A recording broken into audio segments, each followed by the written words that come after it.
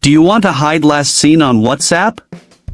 You can disable last seen in WhatsApp with just a few simple steps.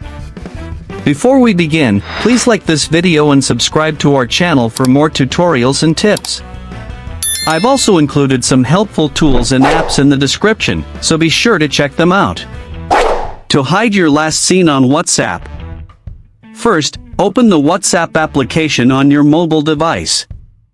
Once you're in WhatsApp, tap on the three dots icon at the top right corner. If you are using an iPhone, tap Settings at the bottom right. A pop-up menu appears. Tap on Settings from here. Now, a new screen appears. Tap on Privacy from the list of options. Find and tap on Last Seen and Online.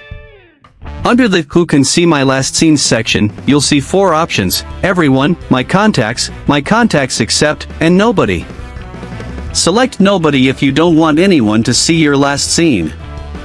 You can also choose My Contacts Except to hide it from specific people.